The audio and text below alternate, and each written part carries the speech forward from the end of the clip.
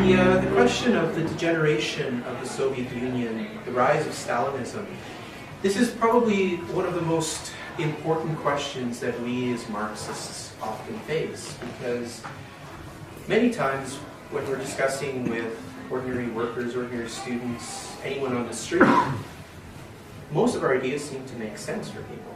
You know, anyone who's checked out the back page of our paper, for instance, you know, you look through the list of demands and almost everyone seems to agree, yeah, all this stuff sounds great. You know, everyone should have the right to housing, for instance. Everyone should have the right to be able to go to work, for instance.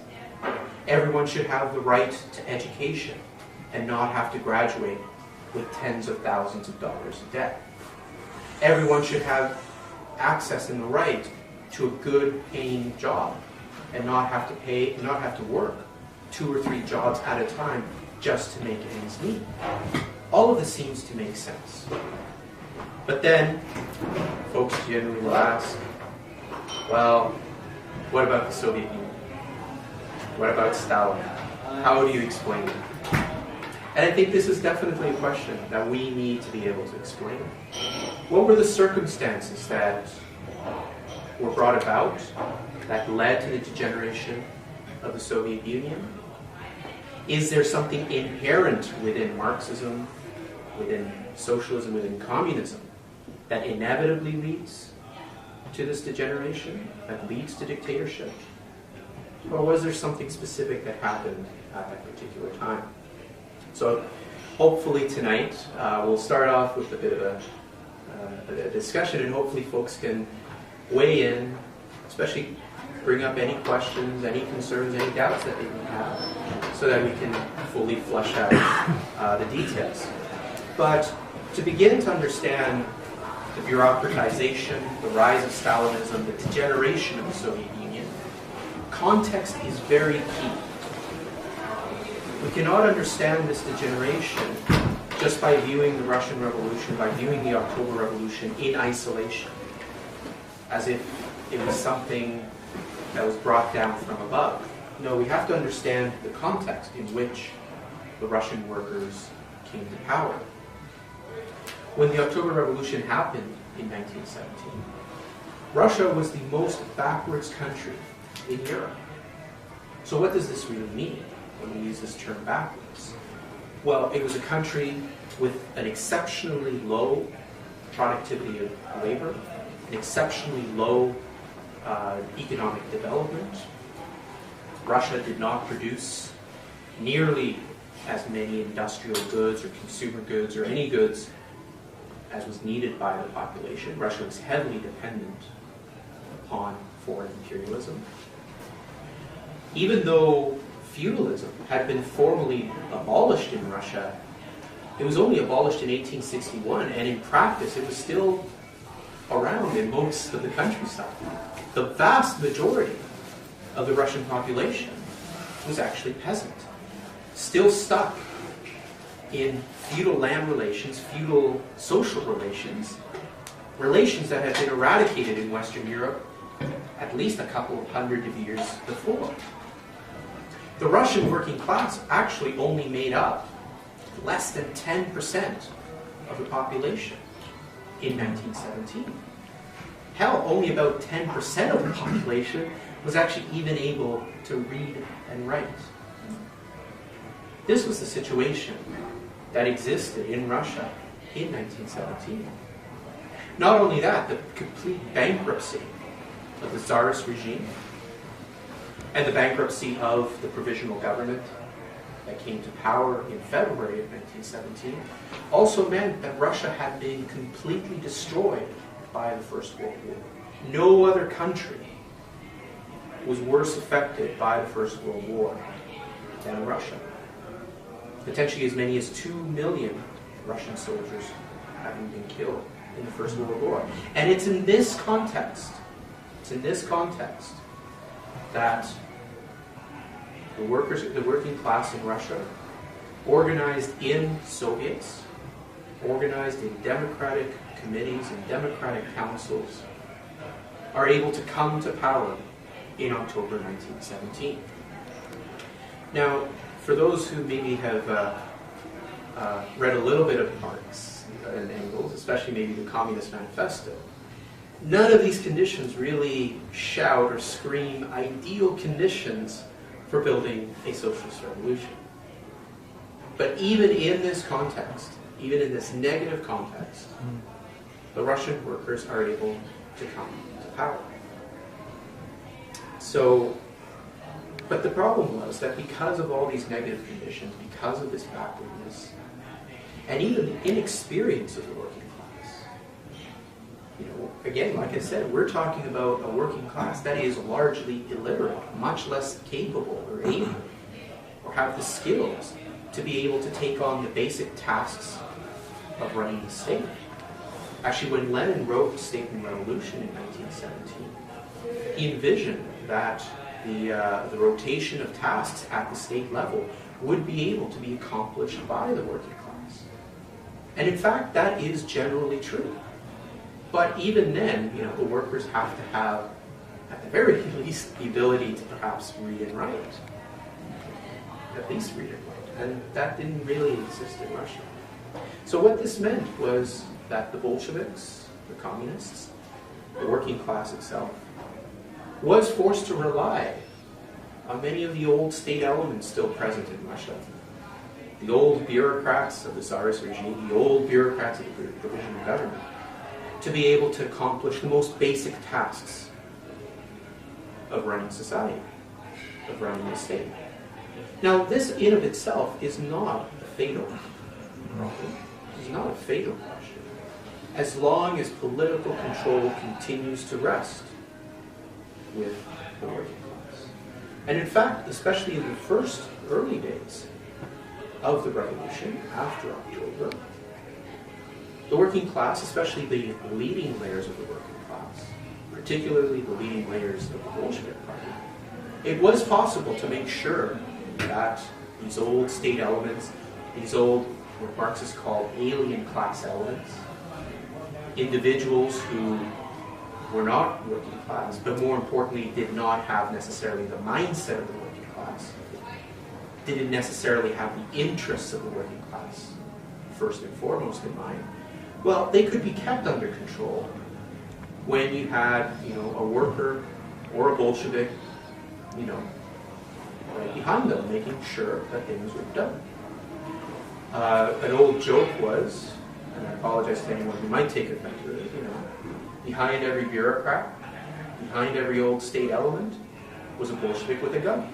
You know, it's a pretty effective way of making sure that even your enemies are falling into line and carrying through the desires, the interests, and the needs of the working class.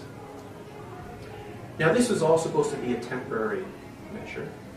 This was supposed to be a temporary measure. Lenin and Trotsky, right from the very beginning, never saw the socialist revolution, the Russian Revolution, being the end, the be-all and end-all for the Russian workers.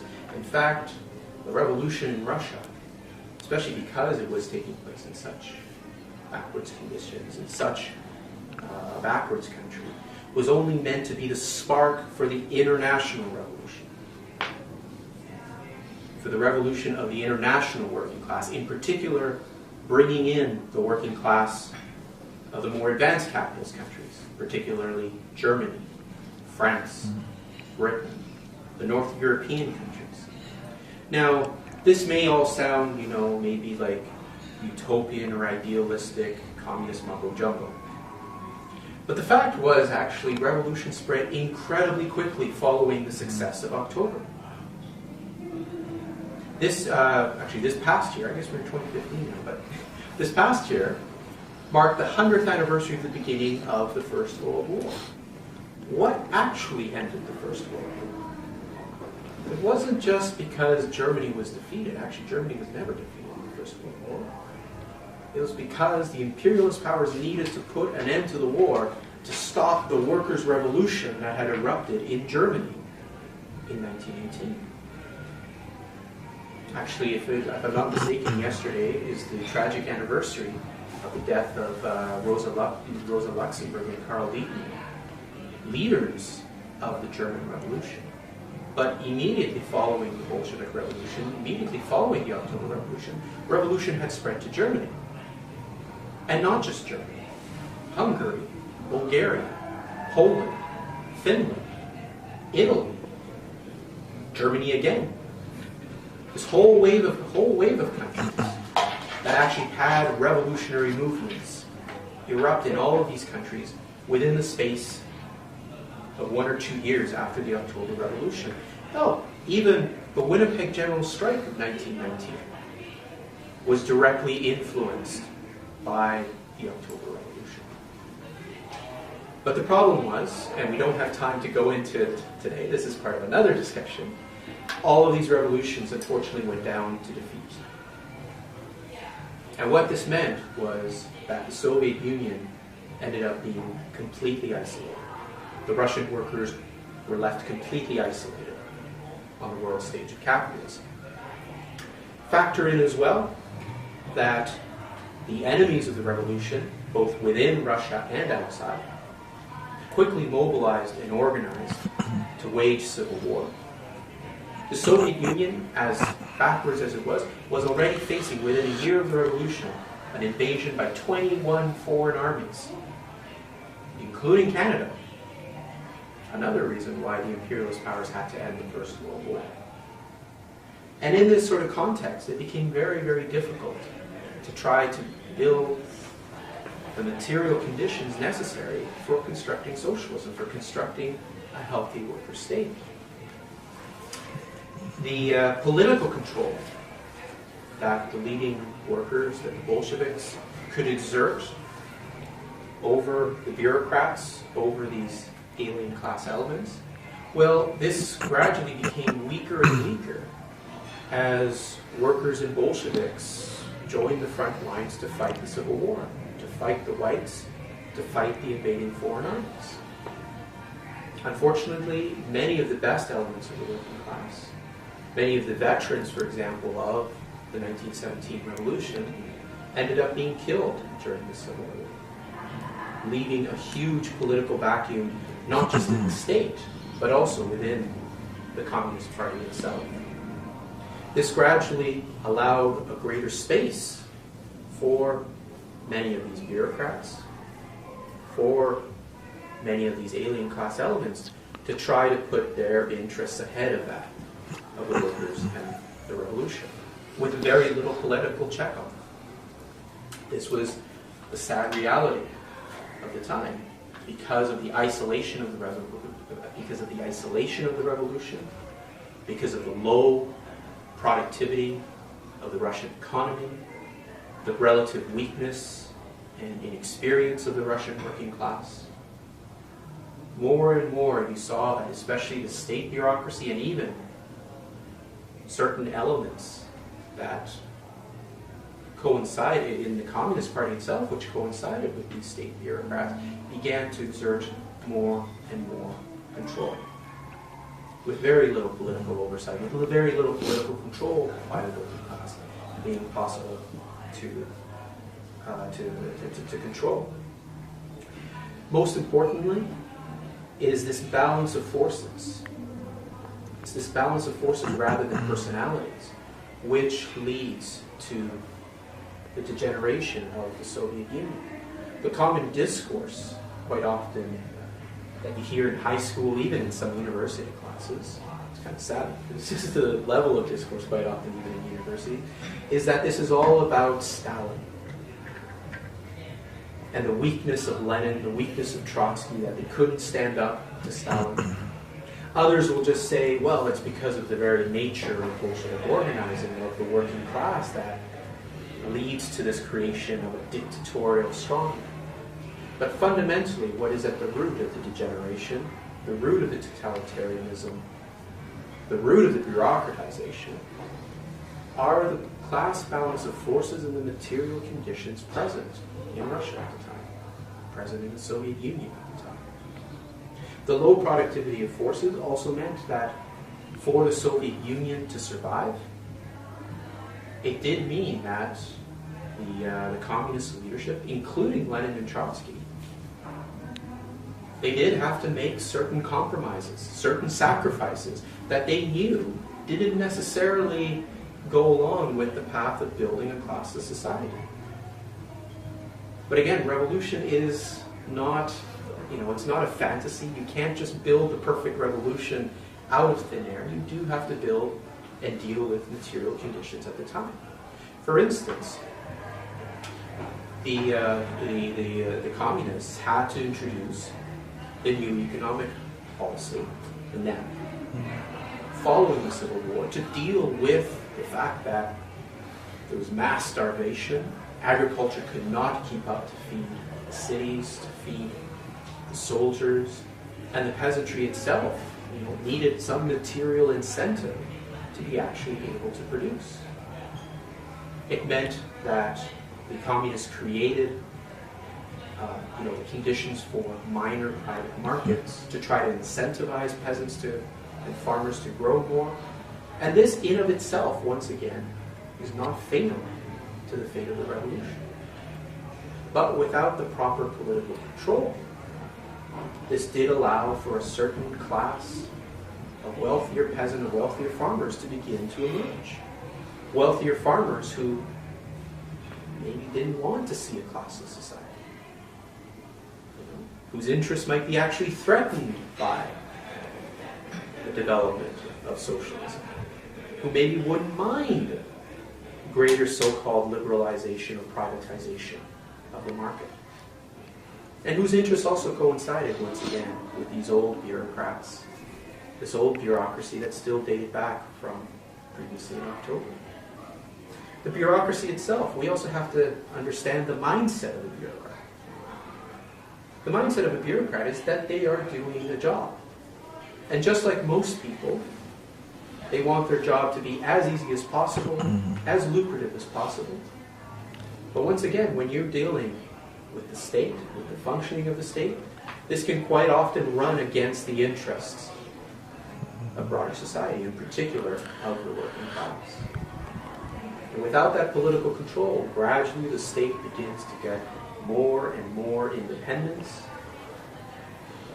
The weakness of the working class in general, especially because you're missing that veteran layer, that experience layer, it becomes very lucrative for many of these people to even join the Communist Party. You get a watering down of the Communist Party as well. You get a watering down of the ideas, the discourse, of what direction to take the Soviet Union. Suddenly, it's less about emancipating the working class of the world as it is more of stabilizing conditions in the Soviet Union, which coincidentally will make your job a lot easier. And it's a gradual process.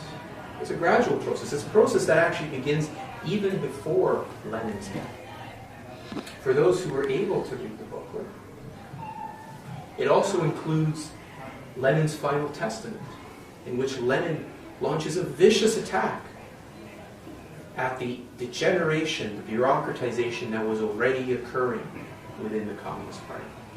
Very aware of these new dangerous elements, that fundamentally, that unless the gains of the Russian Revolution could be exported elsewhere, it would give new strength to this bureaucratic layer. And certain individuals within the Communist Party, especially lesser individuals, like Stalin, well, people like Stalin, and we don't want to overhype individual psychology or the role of the individual, but the role of individual in history is still quite important. For these lesser individuals, certainly leading on this new bureaucratic layer, this layer that didn't necessarily have the interest of the working class in mind, well, it was a very convenient avenue to greater power, to consolidating themselves within the party. But this all comes second to the actual material forces and most importantly the class forces on the ground. Now, I think I've gone about 20 minutes. So just to wrap up this introduction, does this mean that there is something inherent within Marxism, within Bolshevik organizing, that means that every revolution is going to go down this path? Well, let's take historical context. No country on the planet today is as backwards as Russia was in 1917.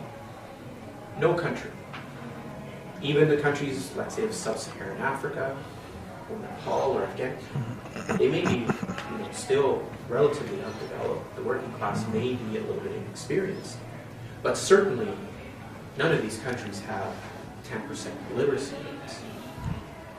Actually, even in these countries, the working class is now a majority of the population. Even in the so-called third world, the majority of the population is working class, is educated, and almost any individual can do the basic functionings of running the state.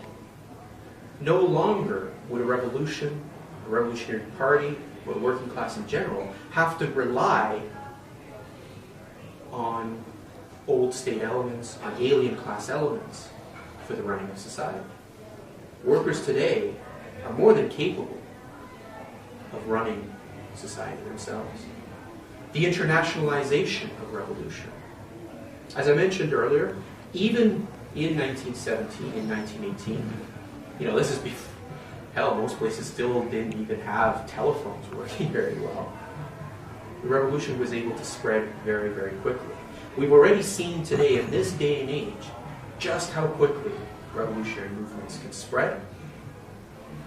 When you had the unfortunate incident in Tunisia a few years ago, the young man immolating himself, within not even weeks, this revolutionary movement had spread throughout not just the Arab world, but had spread to Europe. The Indignados movement, for example, in Spain, which actually still continues to this very day now with Podemos, was directly inspired by the events in Tahrir Square and across the Arab Revolution. Despite the massive racism that is perpetuated by the corporate media, by the states, even the gains of the Arab Revolution, the lessons of the Arab Revolution, even spread to the United States, the heartbed of world imperialism. This is where Occupy was born. This is how Occupy came about. So this shows that even in today's day and age, how quickly revolution can spread, and most importantly, how revolutionary ideas can spread to the working class and the youth. The marginalization of one revolution is becoming exceedingly difficult. Much more difficult, I would say, than what it was in 1917 or 1918. But what is still missing is the most important factor in being able to have a successful socialist revolution, and that is a revolutionary organization. And I would say a revolutionary organization particularly armed with the ideas of Marxism, which understand the context of capitalism, the contradictions and weaknesses of capitalism, what is needed to bring the working class to power. This is still what is fundamentally needed. And what we need to make sure is that these organizations are being built not just in one country, but all over the world. Fundamentally, not to lead too much into another discussion, this is what led to the defeats in Germany, in Poland, in Italy. Revolutionary organizations that didn't have necessarily the correct training, the correct traditions, the correct methods, the correct analysis, like the Bolsheviks did in Russia. Well, we need to make sure that in this day and age, that mistake is not repeated again. The possibilities are completely there to build healthy socialism, to build genuine workers' power. We have the economic means, we have the wealth, for the most part, to meet the needs of everyone, unlike in Russia in 1917. I was having a discussion today with a couple of folks, and it was pointed out that in the United States alone, there are more empty houses, more empty homes than there are homeless people. We can feed, we can house everyone on this planet today with the technology, the wealth that exists today. The conditions are more than right to build a healthy worker state, to bring the working class to power. And I would say that the chances of the degeneration, the bureaucratization, the totalitarianism that we saw with the Soviet Union, with Stalin, are not very much present today. The future is actually quite bright, I think, for socialism if we have the organization, if we have the ideas, if we have the methods to break from class to power.